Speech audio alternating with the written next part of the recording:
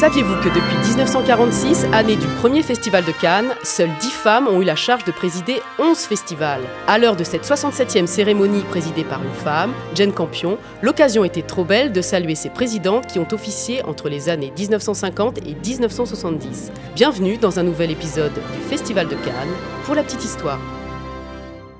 Pour que les organisateurs du festival nomment une présidente du jury, il faut attendre 1965. Oui, près de 20 ans après sa création, c'est l'américaine Olivia de Havilland, très remarquée dans Autant en emporte le vent, qui préside la 18e édition. L'année suivante, et c'est d'ailleurs la seule fois que deux présidentes se succéderont, Sophia Loren est promue à la tête d'un jury composé de nombreux écrivains, dont Marcel Pagnol et Jean Giono.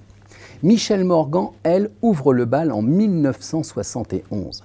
Celle qui a obtenu le prix d'interprétation féminine pour la symphonie pastorale en 1946 préside cette 24e édition, suivie 2 ans plus tard par Ingrid Bergman, l'une des actrices les plus incontournables du cinéma international. En 1975, la présidence revient à Jeanne Moreau, qui en 1960 avait remporté le prix de la meilleure actrice. À l'aube des années 1980, grande nouveauté. En 1979, ce n'est pas une actrice ni une réalisatrice qui est nommée, mais une écrivaine. Françoise Sagan est présidente du Festival de Cannes. L'auteur de Bonjour Tristesse et des Bleus à l'âme se fait d'ailleurs remarquer au moment des délibérations. Elle souhaite que Le Tambour de Volker Schöndorf obtienne la Palme d'Or. Elle est en désaccord total avec les membres du jury.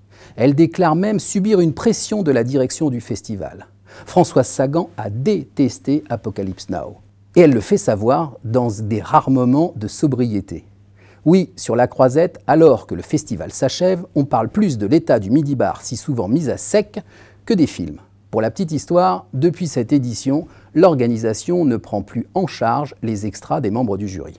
Au final, Apocalypse Now de Francis Ford Coppola et Le Tambour de Volker Schöndorf sont ex aequo et obtiennent la Palme d'Or.